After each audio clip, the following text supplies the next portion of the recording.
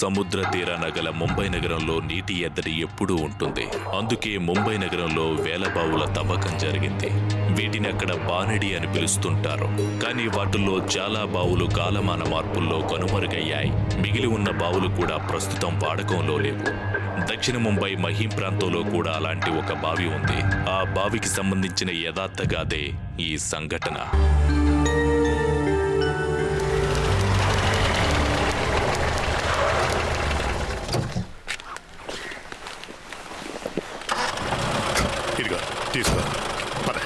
మన ఇల్లు చేసిన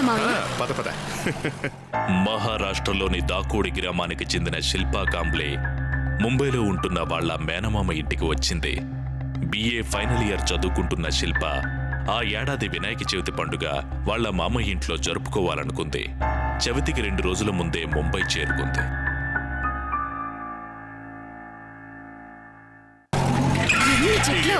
ఎంత పెద్ద పెద్దగా ఉన్నాయి. అరే టెంపుల్ మావయ్య మనదేనమ్మా.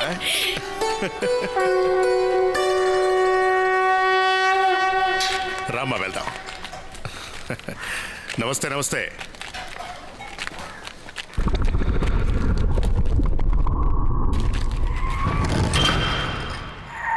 నితేష్ అమ్మా, శిల్ప ఆంటీ వచ్చేసింది.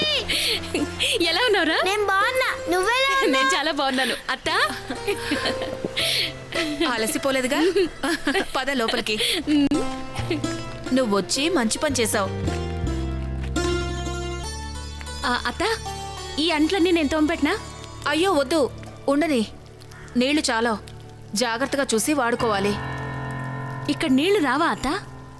వస్తాయిరా, కానీ చాలా తక్కువ. అవి పొద్దున్న సాయంత్రం 1 గంట వస్తాయి అంతే. అది లైన్లో నుంచుంటే పెద్ద తలనొప్పి. రోజు ఇంతే. కానీ అత్త, ఇంటికి వచ్చేటప్పుడు దారిలో నేను ఒక బావిని చూసానే.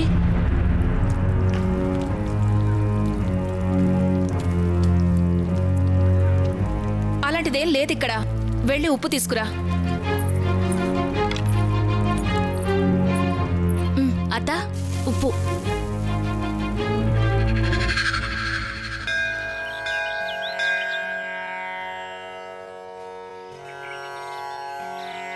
సదా సుఖీ భవ.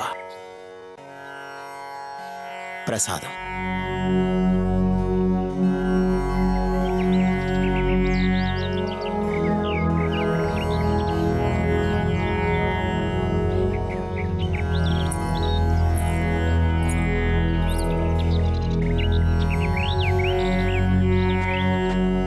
నీకో విషయం తెలుసా? చాలా ఏళ్ల క్రితం ఈ బస్తీ మొత్తాన్ని మా తాతయ్య కట్టించారట. మా బాబాయ్ దీన్ని మొత్తాన్ని చూసుకునేవారట. కానీ ఇప్పుడు ఆయన లేరు. చిన్న మావయ్య కదూ? కానీ నితేష్, మావయ్యకి ఏమైంది?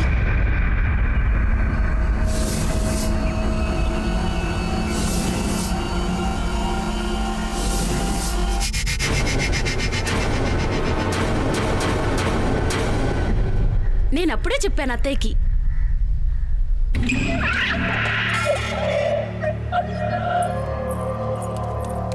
నేను చెప్పాను అత్తయ్యకి నేను చూశాను అని.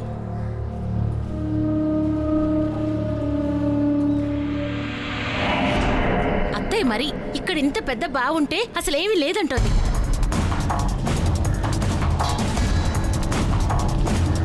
సర్లే ఇంటికెళ్దాం పద. అమ్మ మన కోసం ఎదురు చూస్తూ ఉంటుంది. పద పద, నువ్వు ముందు పద. మనం ఈ విషయం తర్వాత మాట్లాడుకుందాం. అరే ఏంటి చెప్పు. నేను చెప్పాను కదా నీకు పొద్దునే పని ఉంది, త్వరగా వెళ్ళాలి అని. కనీసం స్నానానికైనా ఒక బకెట్ నీళ్లు పట్టుంచితే సరిపోయేది కదా. ఇంట్లో ఒక మనిషి పెరిగితే నీళ్ల వాడకం పెరుగుతుంది కదా. సాయంత్రం నీళ్లు ఎంత తక్కువగా వచ్చాయో చూసారుగా. దానికి నన్ను తప్పు పెడితే ఎలా? సర్లే, రేపు స్నానం చేయకుండానే బయలుదేరతాను.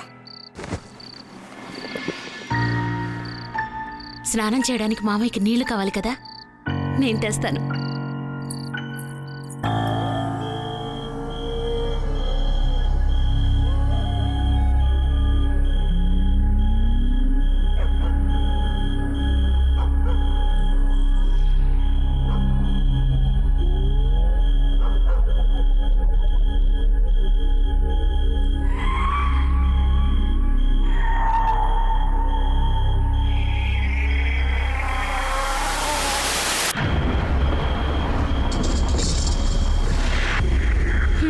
మామయ్య మరీను ఈ బస్తీకే పెద్ద మనిషి అయినా స్నానం చేయడానికి నీళ్లు లేవు.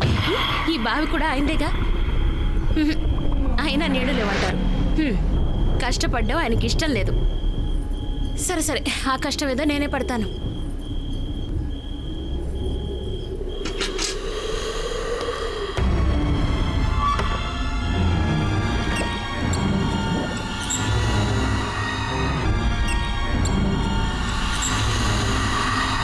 తాళం ఎలా పగలగొట్టాలి?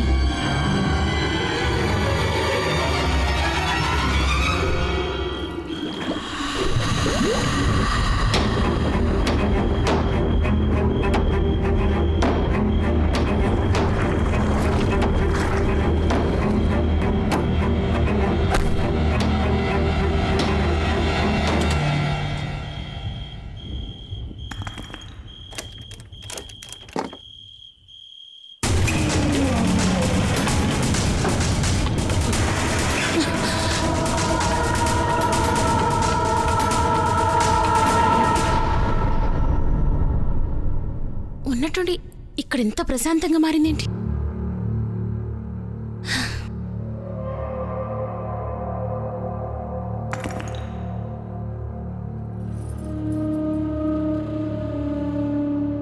బావి ఎండిపోలేదు కదా,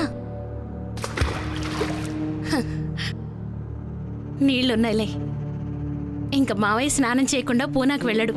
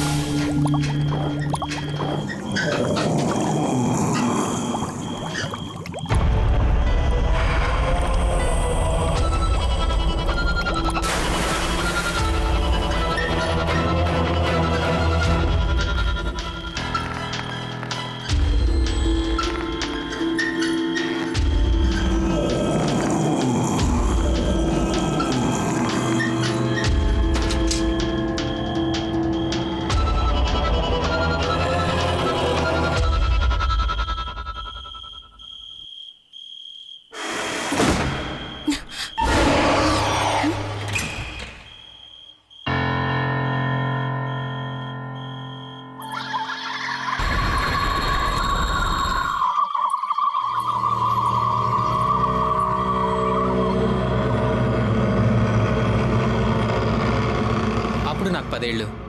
నేను చాలా ట్రై చేశాను ఆ బావి గురించి శిల్పక్కకు ఏమీ చెప్పకూడదని. కానీ దానివల్ల నష్టమే జరిగింది.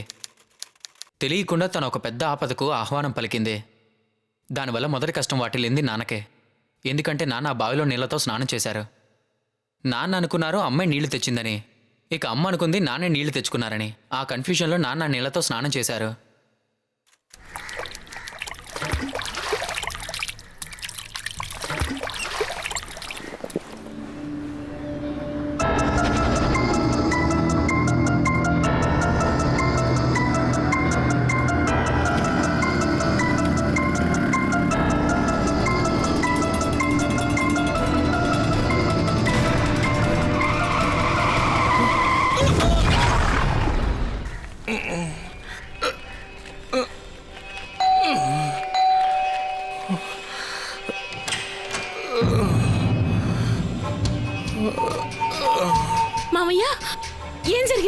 బైక్ నుంచి పడిపోయారమ్మా. లోపలికి తీసుకురండి.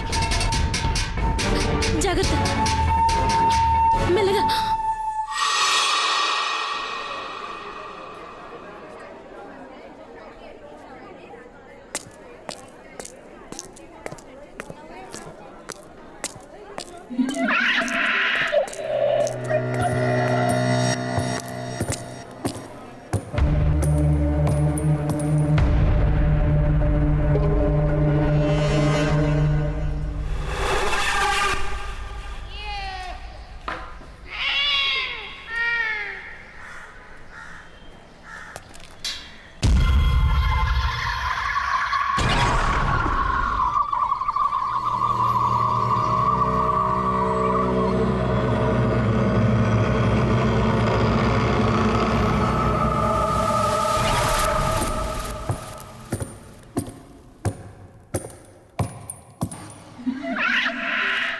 తీసుకోండి. ఎంతైంది మొత్తం? 15 రూపాయలు మేడం.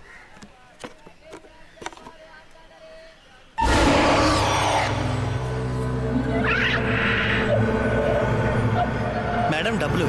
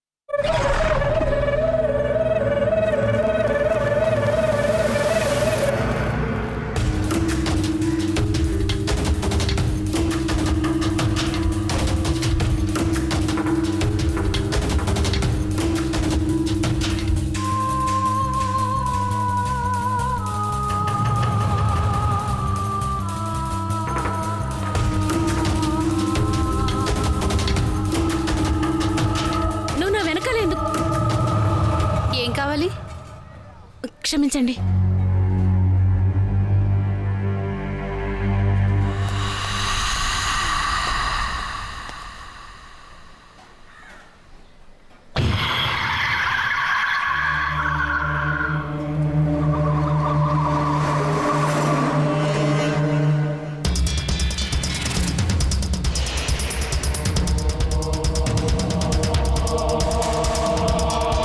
శిల్పక్క నాకు మొత్తం జరిగిందంతా చెప్పింది. తనేం చూసిందో ఆమె అనుకుంది అదంతా భ్రమని. అప్పుడు కూడా నేనేం చెప్పలేదు. నవ్వుతా విషయాన్ని తప్పించేశాను. ఎందుకంటే ఆమెకు నిజం తెలిస్తే ఆమె ఇంకా భయపడుతుందేమోనని. ఇలా ఎవరు చేశారు? ఎవరు చేశారు ఇలా? అరే, ఎవరు మాట్లాడరేంటి? మీకేమైనా బుర్రలు పాడయ్యా? పిచ్చెక్కిందా ఏంటి మీకు? బాబు, మా అందరికీ తెలుసు ఈ తాళం తెరవకూడదు అని. అలాంటప్పుడు మేవెందుకు తీస్తాం చెప్పండి? అదే కదా, మనలో ఎవ్వరు కూడా ఇలాంటి పిచ్చి పని అస్సలు చెయ్యరు. అసలు ఇంత పిచ్చి పని ఎవరు చేశారేంటో అర్థం కావట్లేదు. వాళ్ళకేమైనా పిచ్చిగా నెక్కిందా ఏంటి?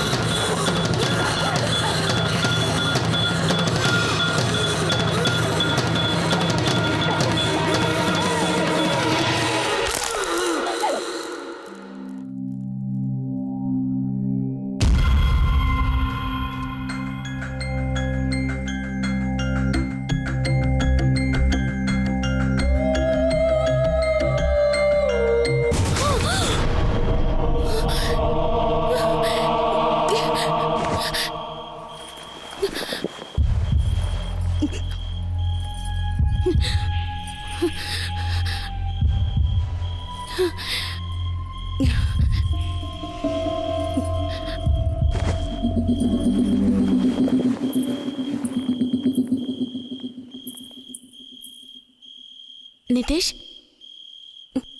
నితేష్ లేవరా. ఇప్పుడు నాకు నిద్ర వస్తుంది.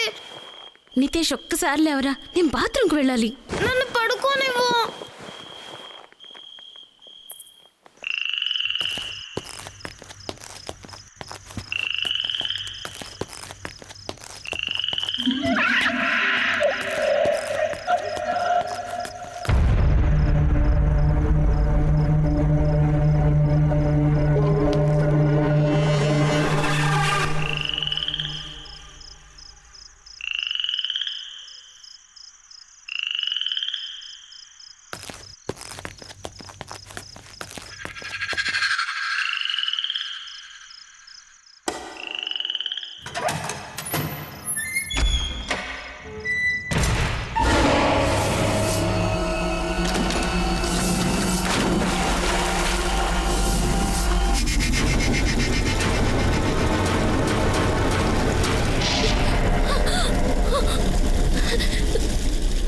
తలుపు తెరవండి, ఎవరైనా ఉన్నారా? తలుపు తెరవండి.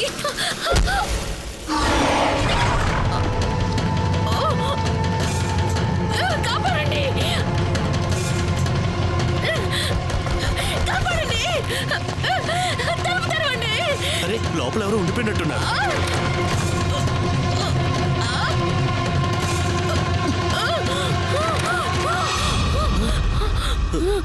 ఏమైందమ్మా? లోపల లోపల ఎవరో ఉన్నట్టున్నారు. తను నన్ను చంపడానికి ప్రయత్నించింది. లోపలైతే ఎవరు లేరే.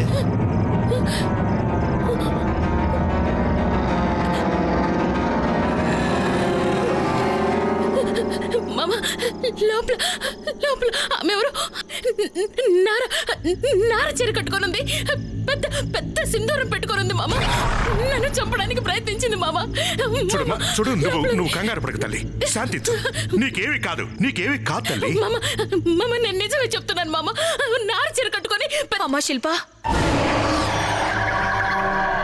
శిల్ప, శిల్ప ఏమైందమ్మా? ఏమైంది శిల్ప? అరే శిల్ప, ఏమైందమ్మా? శిల్ప, శిల్ప శిల్ప శిల్ప, శిల్ప ఏమైంది నీకు? శిల్ప, శిల్ప శిల్ప. కళ్ళు తెరువు తల్లి. ఏమైంది శిల్ప? శిల్ప ఏమైందమ్మా నీకు? ఏమైంది? అరే చూస్తారేంటయ్యా, నీళ్లు తీసుకురా. వెళ్ళి తీసురా. శిల్ప అరే త్వరగా లే.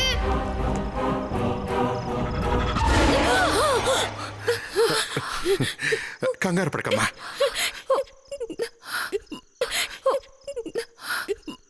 శాంతించు శిల్ప, శాంతించు.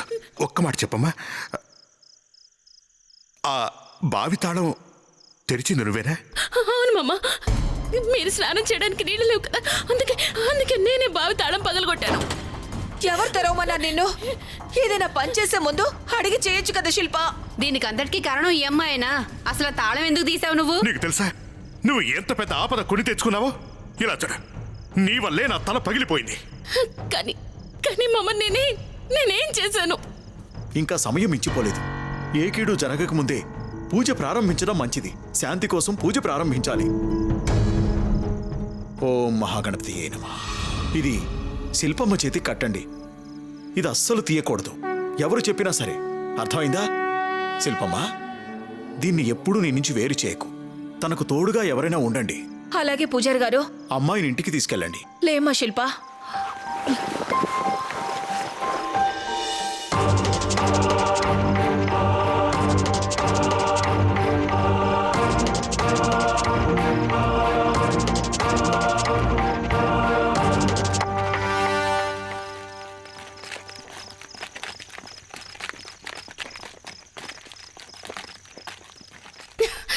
అత్త, నాకు విషయం చెప్పండి.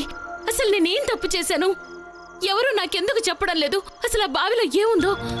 నేను ఆ బావి తాళమేగా పగలగొట్టింది. ఇంత చిన్న విషయానికి ఇంత రాద్ధాంతం ఎందుకు? అందరూ ఎందుకు నా మీద కోపంగా ఉన్నారు? అది కూడా అదేదో నేను చెయ్యకూడని పనేదో చేసినట్టు. తప్పైతే జరిగింది నీ వల్లే, తెలియకుండానే కావచ్చు. ఆ తాళాన్ని పగలగొట్టి ఆ బావిలో ఉన్న ఒక ఆత్మకు నువ్వు స్వేచ్ఛను కల్పించావు. అంటే ఏంటి? చాలా ఏళ్ల కిందట ఎవరో ఒక ఆవిడ ఇక్కడ అద్దెకుండడానికి వచ్చింది. తను ఎవరో కాదు, నీకు కనిపించిందన్నావే ఆమె. ఏంటి? ఆమెకి ఆ ఇంటి యజమానికి మధ్య సంబంధం ఉండేది. ఆమె చేతబడులు మంత్రాలు చేస్తుండేది. మందిల్ వాళ్ళ నాన్నను ఆమె గుప్పెట్లో పెట్టుకుంది. చాలా నీచమైన స్త్రీ. మందిల్ వాళ్ళ పెద్దన్నయ్య వినేష్ వాళ్ళ మిత్రులు కలిసి ఆమెని బావిలోకి తోసి చంపేశారు.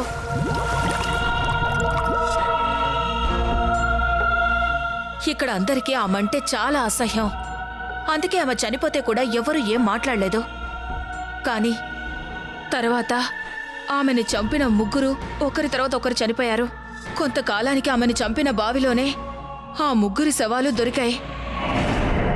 అమ్మ శిల్పకంతా చెప్పేసింది. శిల్ప విని కంగారు పడింది. నాన్న ఆత్మను కట్టడి చేయటానికి ఒక పూజారిని పిలిపించారు. ఆయన ఉండటానికి చోటు కూడా ఇచ్చారు. ఆయన గణపతి మందిరం కట్టారు. పూజారి యంత్రం పెట్టి బావికి తాళం వేసేశారు. ఆత్మను అక్కడే బంధించేశారు. శుక్లాంబరధరం విష్ణుం శశివర్ణం చతుర్భుజం ప్రసన్నవదనం ధ్యాయేత్ సర్వవిఘ్నోపశాంతయే అగజానన పద్మార్కం గజానన మహర్నిశం అనేకదంతం భక్తానాం ఏకదంతం ఉపాస్మహే.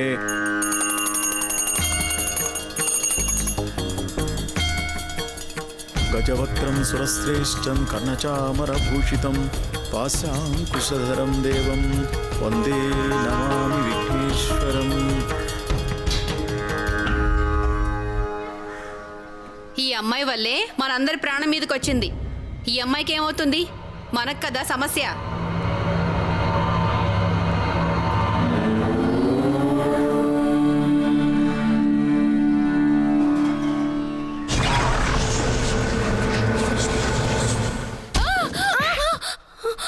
అరే ఏమైంది? నితేష్, నన్ను ఎవరో తోసేశారు. ఎవరలా చేశారు? ఎవరో నేను చూడలేదు. ఎవరు తోసేశారో తెలీదు. నాకు భయంగా ఉంది. పూజ సంపూర్ణమైంది. శాంతి పూజ, యంత్ర పూజ కూడా. పదండి, ఆ బావికి తాళం వేద్దాం. పదండి. ఈ రోజొద్దు, రేపు గణేష చతుర్థి. రేపటి రోజు పుణ్యకార్యాలకు మంచిది. రేపు ఆత్మల శక్తులు విహీనమవుతాయి. పూజారి గారు, అప్పటి వరకు అంతా బానే ఉంటామా? రేపటి వరకు ఆత్మ ఊరికే కూర్చుని ఉంటుందా? ఈలోగా మాకేమైనా అయితేనో? చూడండి, మీరు ఆ దేవుడి మీద పూర్తి విశ్వాసం ఉంచాలి. నేను చేయగలిగింది నేను చేశాను. ఇక మీరు ఆ భగవంతుణ్ణి ప్రార్థించండి. దుష్టాత్మ ఎవ్వరికీ ఎటువంటి హాని చేయకూడదని.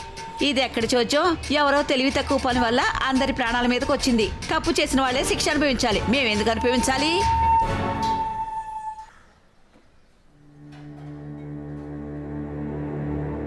ప్రణమ్య శిరసా దేవం గౌరీపుత్రం వినాయకం భక్తావాసం స్మరే నిత్యం ఆయుష్కామార్థ సిద్ధయే ఏకదంత మహాకాయం తప్త కాంచన సన్నిధం లంబోదరం విశాలాక్షం గజవక్రం నమామ్యహం.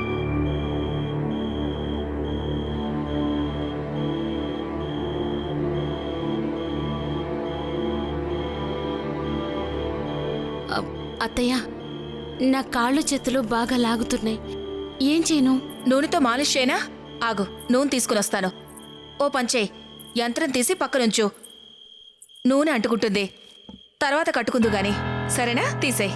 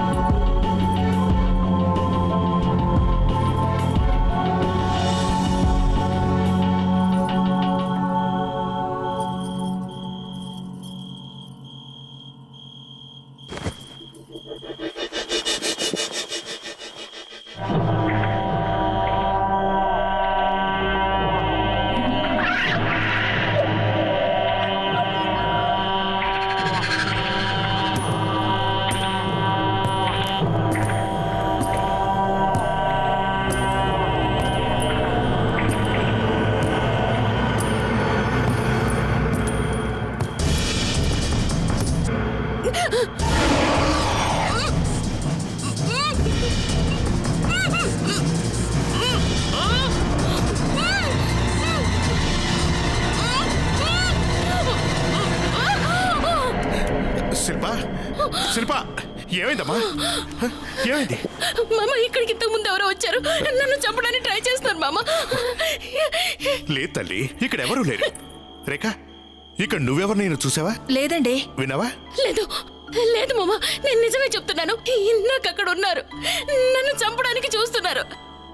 అప్పుడు పూజ జరుగుతున్న సమయంలో నన్నెవరో బావిలోకి తోసేయడానికి ట్రై చేశారు.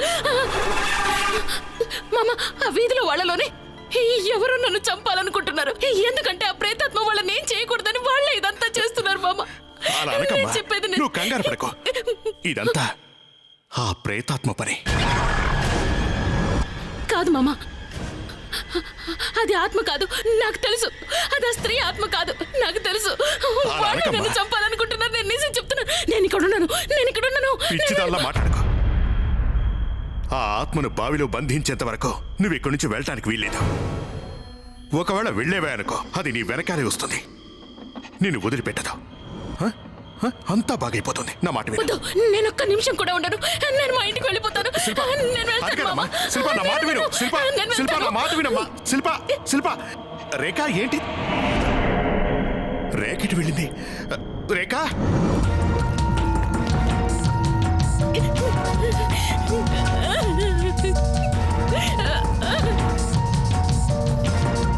శిల్ప,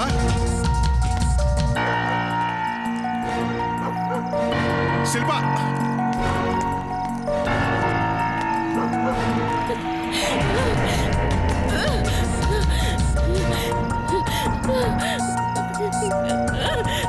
శిల్ప,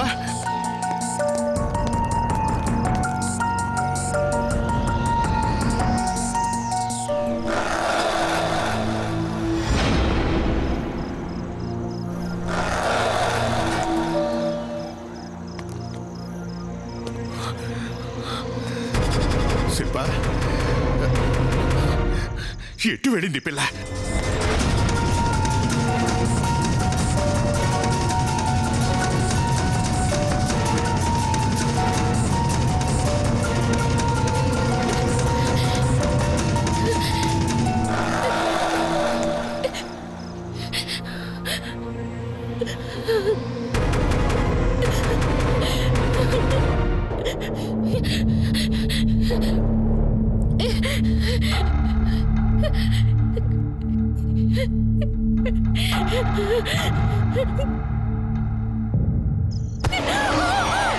శిల్ప, శిల్ప,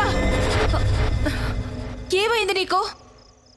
నువ్వెక్కడికి వెళ్తున్నావు శిల్ప? మేము నీ వాళ్ళం, మా నుంచి ఎందుకు పారిపోతున్నావు? ఆ? శిల్ప, అత్తయ్య, ఏమైంది తల్లి? భయపడకో, నేనున్నాను కదా. అత్త, నేను ఇక్కడ ఉండను. నన్ను ఇక్కడి నుంచి పంపించేసే అత్త. నాకు చాలా భయం వేస్తుంది. భయపడకు నాన్న, ఉండను. నేనున్నానుగా. నాకు తెలుసు, నువ్వు చాలా భరించావు. నాకు తెలుసు శిల్ప.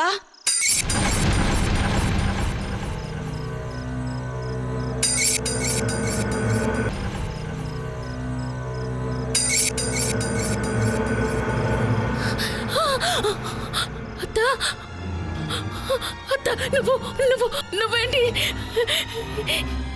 అత్త? నేనే ఆత్మను. ఇంతకు ముందు తప్పించుకున్నావు.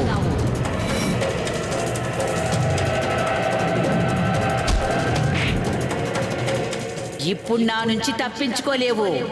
నన్ను విడిపించింది నువ్వే, అవునా? అందరికంటే ముందు నువ్వు చస్తావు.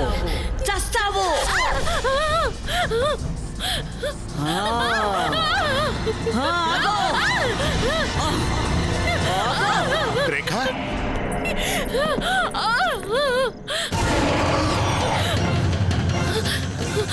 అత్త, అత్త, చూడు అత్త, నన్నేం చేయదు. నీకు దండం పెడతాను అత్త, నన్నేం చేయదు అత్త. నేనేం చేశాను నిన్ను? అత్త, నన్ను ఎందుకు చంపాలనుకుంటున్నావు? ప్లీజ్ అత్త.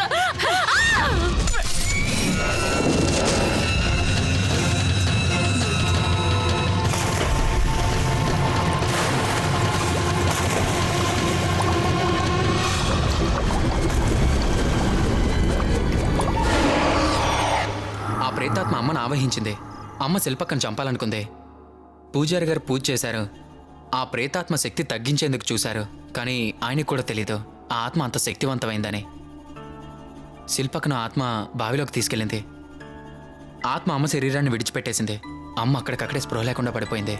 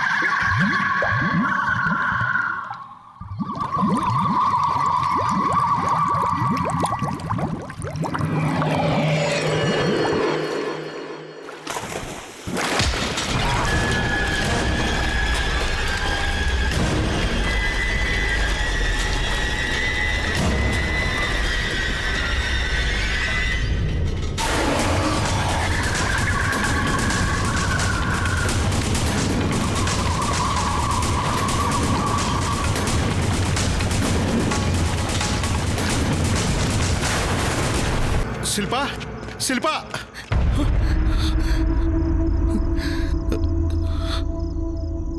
రేఖ, రేఖ, రేఖ ఏమైంది?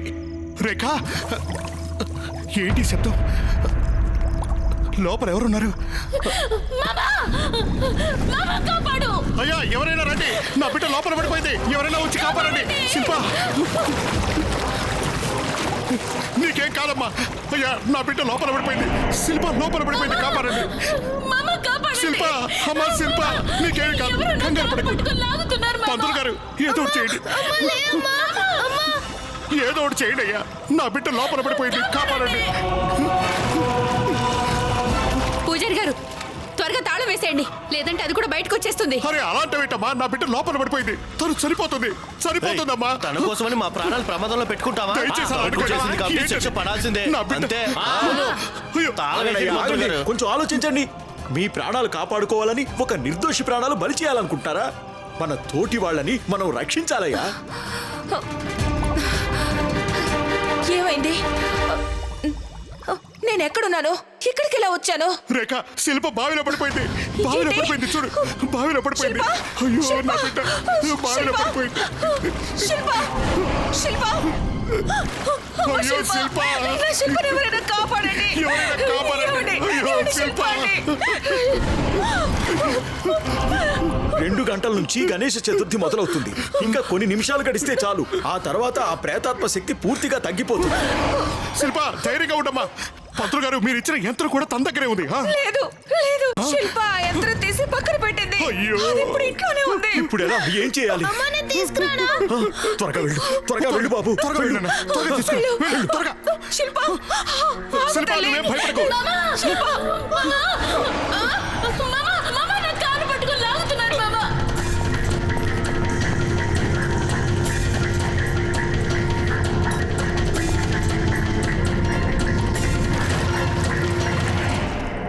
ఇటు ఇవ్వు బాబు. తీసుకోండి.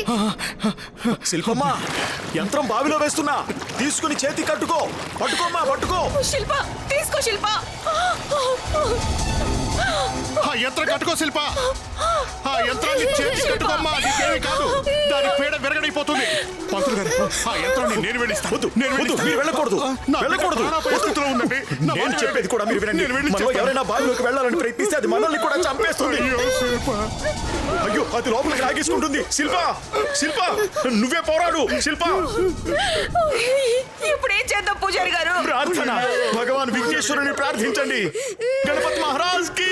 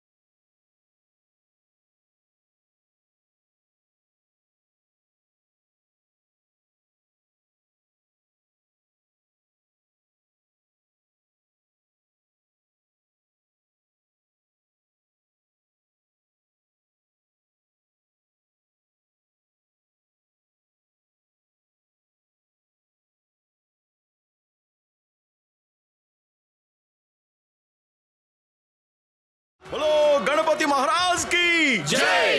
గణపతి బప్పా మోరియా, గణపతి బప్పా మోరియా. గణేష్ చతుర్థి శుభగడియలు మొదలయ్యాయి. ఇప్పుడు ఆ ప్రేతాత్మ శిల్పమ్మకు ఏ హాని తలపెట్టలేదు.